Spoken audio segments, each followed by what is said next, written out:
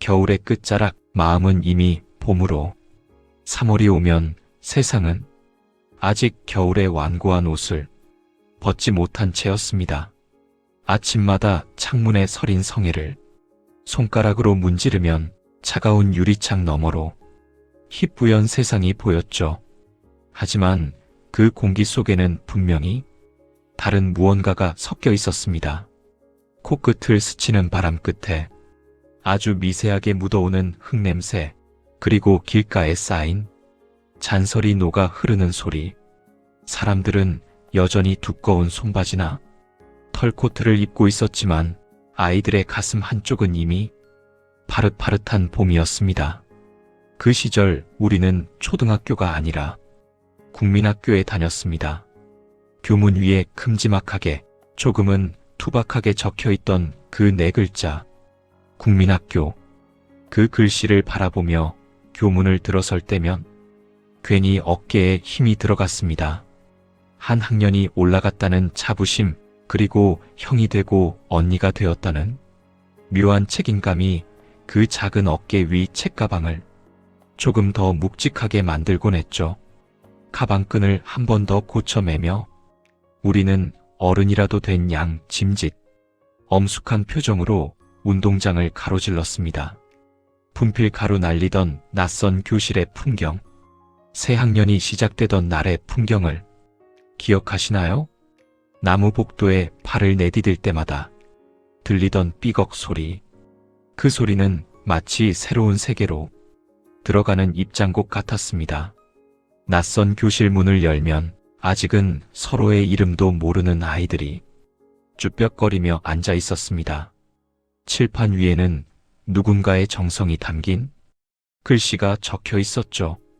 하얀 분필로 정갈하게 쓰인 문구. 2학년 1반이 된 것을 환영합니다. 그 글씨 옆에는 노란색, 분홍색 분필로 그려진 서툰 꽃그림들이 그려져 있기도 했습니다. 우리는 모두 조용한 척, 얌전한 척 앞만 보고 앉아 있었지만 속으로는 다들 들끓는 가마솥처럼 들떠 있었습니다. 내 옆에 앉은 저 아이는 누구일까? 선생님은 무서운 분일까? 이번 학기에는 어떤 모험이 기다리고 있을까? 새 책의 향기, 세상에서 가장 향기로운 잉크 냄새. 드디어 기다리고 기다리던 시간, 교과서를 나눠주는 순간이 옵니다. 선생님께서 교무실에서 한 아름 책 더미를 안고 들어오시면 교실 안은 일제히 술렁이기 시작합니다. 줄 맞춰 앉으세요. 떠드는 사람은 맨 마지막에 줄 겁니다. 선생님의 호통 섞인 경고에도 아이들의 눈은 이미 교단 위에 쌓인 새 책 더미를 향해 고정되어 있었습니다.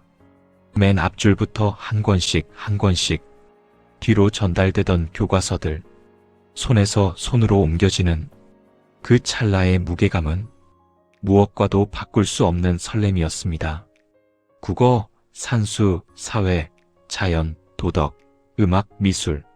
책을 받자마자 우리가 가장 먼저 했던 일은 무엇이었을까요? 누가 시키지도 않았는데 우리는 책장을 주르륵 넘기며 코를 갖다 댔습니다.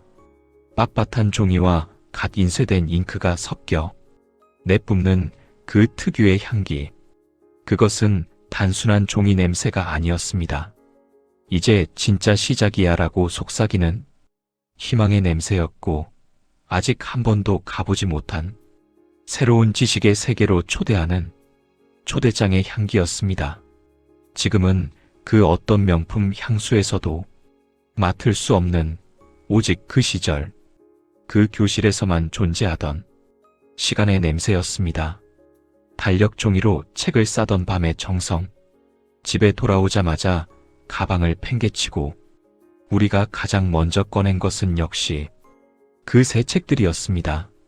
방 한복판에 책을 펼쳐놓으면 어머니는 약속이라도 한 듯 벽에 걸린 지난해 달력을 떼어오셨습니다. 어디 보자, 국어책부터 가져오너라. 지난해의 시간들이 고스란히 적힌 두꺼운 달력 종이. 그것은 가장 훌륭한 책 커버였습니다. 어머니는 커다란 가위로 사각사각 소리를 내며 달력 뒷면에 하얀 부분을 재단하셨죠. 모서리를 맞추고 딱 맞게 접어 올린 뒤 투명 테이프로 고정하던 그 분주한 손길. 혹여라도 삐뚤어질까봐 숨을 죽이며 지켜보던 우리. 어머니의 손가락 끝에 힘이 들어가고 반듯하게 각이 잡힌 책 표지가 완성될 때마다 우리는 마치 갑옷을 입은 장수처럼 든든함을 느꼈습니다.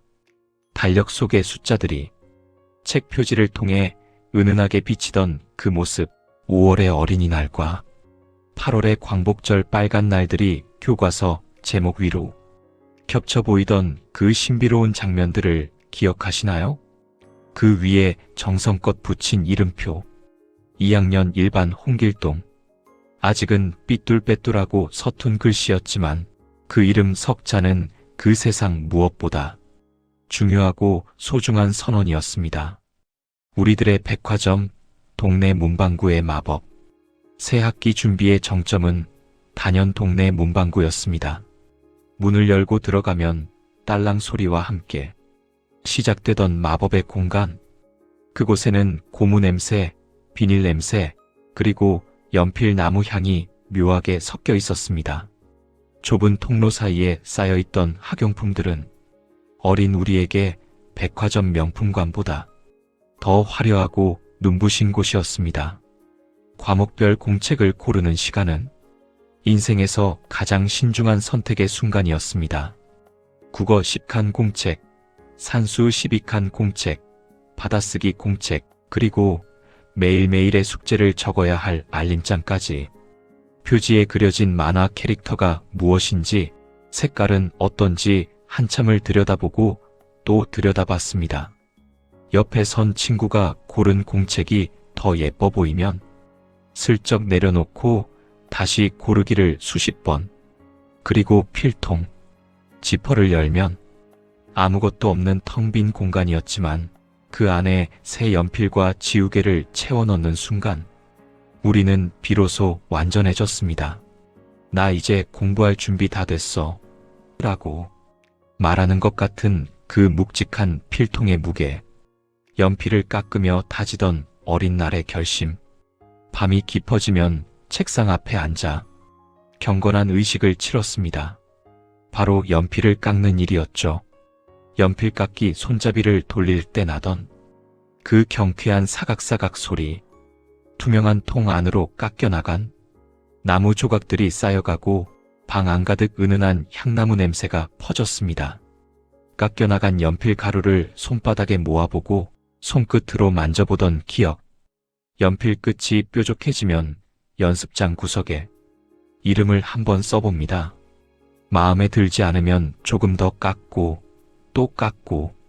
그렇게 완성된 서너 자루의 연필을 필통 속에 가지런히 눕혀두면 마음속에 말로 다 못할 자신감이 차올랐습니다. 하얗고 깨끗한 새 지우개는 또 어땠나요? 처음에는 그 매끈한 표면이 닳는 게 아까워서 쓰지도 못하고 연필 자국을 지우는 흉내만 내곤 했습니다.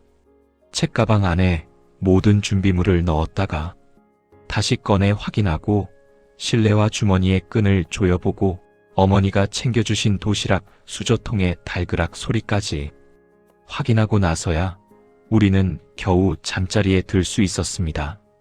시험을 본 것도 상을 받은 것도 아니었지만 그저 준비를 마쳤다는 이유만으로 우리는 스스로가 대견했습니다.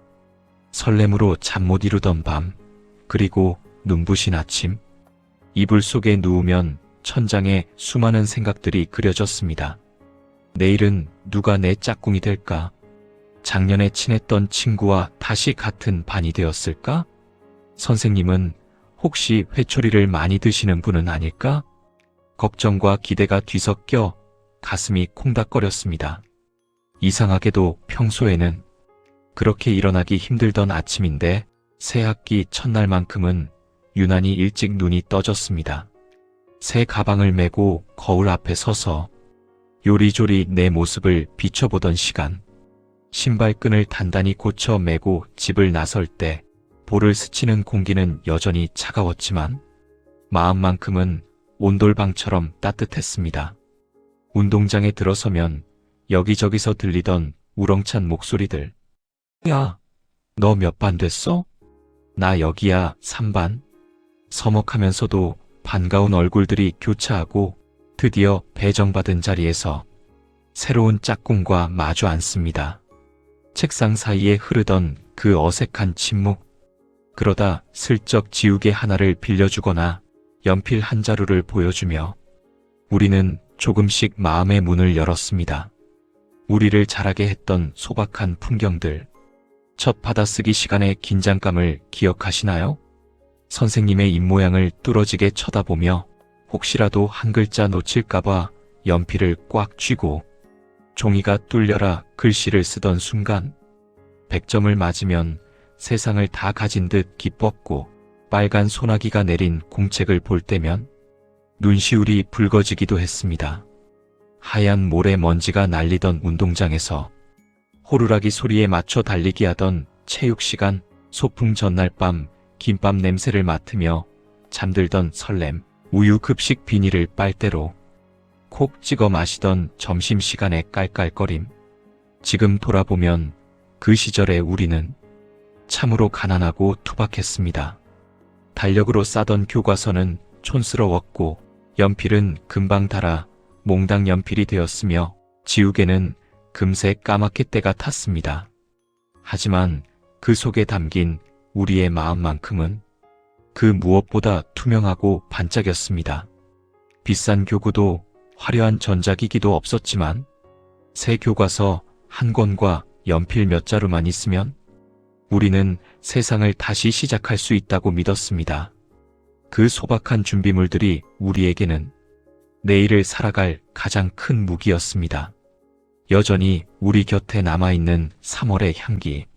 세월이 흘러 이제 우리는 국민학교 대신 초등학교라는 이름에 익숙해졌고 달력 종이 대신 투명한 아세테이트지를, 연필 대신 샤프를 사용합니다. 문방구에 가는 대신 스마트폰 터치 몇 번으로 학용품을 주문하곤 하죠. 하지만 여러분, 가끔은 그 시절의 냄새가 그립지 않으신가요? 지금도 가끔 새 책을 펼칠 때면, 그 시절 교실에 햇살이 떠오르고 연필을 깎을 때면 어머니의 분주한 손길이 생각납니다. 그때 우리가 느꼈던 그 순수한 설렘은 사라진 것이 아니라 우리 마음속 깊은 곳에 조용히 잠들어 있는지도 모릅니다. 혹시 오늘 시간이 되신다면 서랍 깊숙이 넣어두었던 연필 한 자루를 꺼내 깎아보시는 건 어떨까요? 아니면 빳빳한 종이 책 한 권을 펼쳐 깊게 숨을 들이마셔 보세요. 그 순간 낡은 책가방을 메고 운동장을 가로질러 달려오던 어린 날의 당신이 살며시 미소 지으며 인사를 건넬지도 모릅니다. 안녕? 너도 그 시절을 기억하고 있구나. 우리는 참 작은 것에 크게 행복했습니다. 그 작고 소중했던 기억들이 모여 지금의 우리를 지탱하는 커다란 나무가 되었습니다. 여울 방송과 함께한 오늘 이 시간이 여러분의 마음속에 따뜻한 봄바람이 되었기를 바랍니다.